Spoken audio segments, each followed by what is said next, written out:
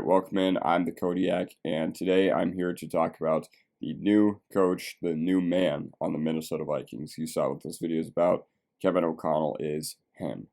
Just talking about the Vikings in general, this team is always competitive, and they consistently have players who are always at the top of their position group for the entire league. Think about all the great players that have played for this franchise. Adrian Peterson, Fran Tarkenton, Randy Moss, Chris Carter, Alan Page, Jared Allen, and many others I have not mentioned. And there's one player in particular who I'm thinking about that will likely be joining this list of insane talents that the Vikings have had when it's all said and done as well.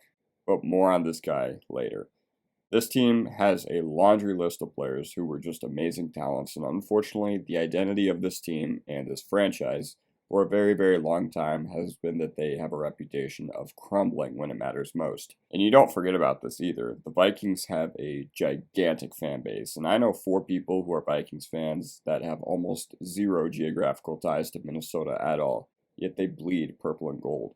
Not only do they have a gigantic fan base, but an extremely loyal fan base who have been conditioned to expect nothing but disappointment, not just from Minnesota sports in general, but mainly from the Vikings. And there's a new man who gets the chance to reverse the course. But before we talk about the man who is the forefront of this video, let's talk about the old Vikings head coach and why it was time to move on. Mike Zimmer always kept the Vikings competitive, and I won't dispute that, but ever since that magical year they had where they made the run to the NFC Championship game with Case Keenum at quarterback, the Minneapolis Miracle, this team has been incredibly inconsistent. And I'm of the belief that Kirk Cousins is a good quarterback, and he absolutely is worth hanging on to, especially for what they need right now in their organization. The worst thing to be in the NFL as a team is not to be Jacksonville 2-15 drafting with a top 5 pick every year. I mean, yes, but also no, because I believe if they had a more competent GM, they'd be able to turn that around with that elite draft capital. The worst thing is to be mediocre and not change front office philosophy. Their defense had been aging for a while now, and they've whiffed on some first-round picks at premium positions, which left the same core of Barr, Griffin, Hunter, Harrison Smith, obviously Kendricks too, who all were good players, but they never seemed to be able to successfully add to it, whether it was the draft or free agency. Part of that does fall on Spielman for not being able to correctly value talent or just straight up lighting draft capital on fire. But it also falls on Zimmer for not being able to put his new players that they did draft in the best positions to succeed. The Zimmer scheme was just getting old, and it was just getting figured out. They kept having embarrassing performances like Kamara's 155 yards and 6 touchdowns on Christmas, or letting Kyler throw for 400 yards in week 2 last year. And looking at the overall total defense statistics as far as passing yards, rushing yards, overall yards allowed, most importantly points allowed, the Vikings have been bottom 10, if not bottom 5, in nearly every category the past 2 seasons, but they decided to blow it up this time. Zimmer really started to wear out his welcome. For a defensive-minded coach, you need to be having better performances. And not only was he wearing out his welcome schematically, he was wearing out his welcome, culturally. Terrence Newman, who not only played for him on 3 different teams, but also coached with him, said that players dreaded going to work because all the fun was drained out of the organization and it just became a toxic environment. If players are going to get ripped a new one every time they go into work, then not everything is going to get done the way it should. And he said, the devil's gone, Satan is out of the building. He also predicted the Vikings to be very, very good this year. And this is just a personal thing. I can't really speak to this 100% in the confines of the biggest sports league in America. But I've been at 2 restaurants that have operated on both sides of the spectrum. I've been at a restaurant where the owner would just absolutely rip into us, threaten us every day, send us text messages that I probably wouldn't be able to show on this channel. But the new restaurant I'm a part of coincides with what the Vikings are planning on doing this year, where it's like, hey, all right, if we have a problem, then these are the steps we need to do, thinking logically rather than lashing out emotionally. And I'm not saying that either way is better than the other, but I'm just saying that some people respond better to getting threatened. Some people respond better to being pumped up and being able to work cohesively. And there were also reports that Mike Zimmer was very, very vocal about his dislike for Kirk Cousins and maybe was at odds with Spielman for being forced to have Cousins to begin with. I don't know. He was a good coach from 2014 to 2019, but then he started to wear out his welcome, like I said, both culturally and schematically. I remember there was all that stuff about Kellen Mond last year about how Mike Zimmer had no interest in seeing him play because he sees him at practice every day, which, Jesus, you just do not throw your quarterback under the bus like that.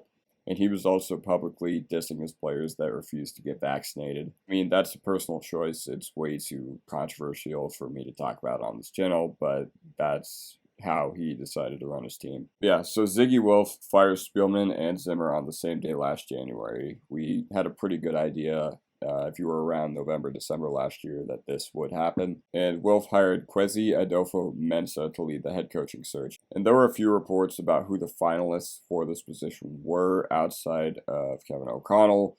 One of them seemed to be Jim Harbaugh, which I don't know how true that was or wasn't. I remember talking to my friends and hearing about that. And I remember seeing one rumor at the time where the, hypothetical staff for the Vikings was Jim Harbaugh at head coach, Pep Hamilton at offensive coordinator, and Vic Fangio at defensive coordinator, which, I would have a very hard time saying no to, but ultimately it didn't come to fruition. Another finalist was D'Amico Ryans, the defensive coordinator of the 49ers. Raheem Morris, the defensive coordinator of the Rams, seemed to be another finalist. But ultimately, they decided to go a direction that the NFL is now trending significantly towards, which is young, offensive-minded Sean McVay disciples. The NFL tried this with Belichick disciples during the Patriots dynasty, which just simply did not work out. Although to the credit of teams that have hired McVay disciples, it seems like this time around has gone much better. And the guy who got his first victory today, or yesterday as you're watching this, is Kevin O'Connell, the former offensive coordinator of the Rams, who they ultimately decided to hire as their new head coach. I remember he was a finalist for the Broncos job before it ultimately went to Nathaniel Hackett. But a little about Kevin O'Connell was he was a big part in working with Sean McVay and Matthew Stafford to give the Rams a new spark on the offensive side of the ball. Specifically, as far as play action, the Rams under McVay had been very heavy on play action passing their first 2 years. And why wouldn't they be?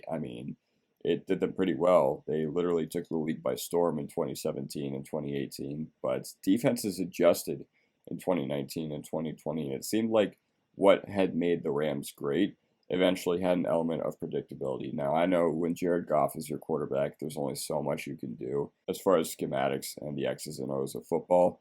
And McVay is McVay, but they had a tendency to flare out in the playoffs. Kevin O'Connell was never the play caller, but he was very imperative in getting their play action game to be more efficient. They installed new empty sets, drop back concepts, and gun action. According to The Athletic, he has a specific vision not for what he wants in player acquisition, but also for what he doesn't want. And the second part might be more important when we look at how the NFL is shifting. You may be able to build a more cohesive team and a more cohesive roster if you hire guys who are not only good as players, but also culturally. What are they like in the building? All that. And just talking about the direction of the teams Kevin O'Connell has been on, we are talking about two entirely different ways. The Rams have had a reputation of, all right, we're trading all our draft picks away for proven talent, wheels up. And the Vikings this past draft went the complete opposite direction. This isn't time for me to talk extensively about it, but I was just absolutely floored at what they did during the draft, and it wasn't really in a positive way. They let the Lions trade up 20 spots for Jameson Williams and let the Packers trade up for Christian Watson as well.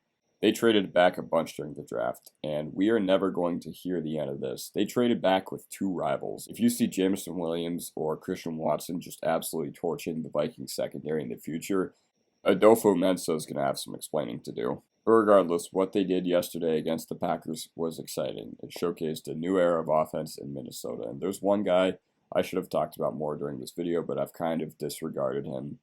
That one guy is Justin Jefferson. He is now in the Cooper Kupp rule that Kevin O'Connell ran with the Rams last year. Justin Jefferson against the Packers had 9 catches on 11 targets for 184 yards and 2 touchdowns. They got out to a big lead early, and the defense held up well enough to let Cousins, Cook, and Jefferson just do the rest. And I understand they only put up 23 points, which really isn't a lot in the grand scheme of things, but there was just an element to this team that we have not seen in a long time. Jefferson has been historically great in his first 2 years as a wide receiver in the NFL, and he may have just given us a little appetizer about what's to come. This team was plus 275 to win the division in April, and I haven't checked what they are now, but they should be the favorite. The Bears won yesterday, but they still have a lot to figure out. And the Lions may make some noise, but they probably just aren't there yet. And the Vikings played a very, very, very good game against the division favorite, where not only did they won by 16 points. Obviously, the Packers got whooped last year, week 1 as well, but they don't have Devontae Adams this time around. The Vikings are winning the division, and Jefferson is going to go nuclear in that offense. I love the direction that Minnesota's heading towards. And they may not be the title favorites this year, but you can guarantee the day they actually do get a quarterback, I mean, I don't know who it's going to be. I can't look forward to next offseason yet. It's week 1. I don't know if Cousins is the quarterback of the future. I know they extended him, but surprises happen in the NFL all the time. You never know who's going to be available. The Vikings very well could be Rams North. Kevin O'Connell clearly has a good head on his shoulders. Kirk Cousins, I believe, is a good quarterback, contrary to what the media wants you to think. And Dalvin Cook is a better running back than anybody that's been in Los Angeles. And Gurley was amazing in 2017 and 2018, but I'd be damned if that's not in Dalvin Cook's range of outcomes to do something similar. Maybe not as electric, but still damn good. It's just my thoughts on the new Vikings head coach, Kevin O'Connell. Always love to keep the discussion going in the comments. I read them all. Just make sure to leave one, subscribe if you're not already. Leave a like if you enjoyed, and I will see you guys next time. Peace.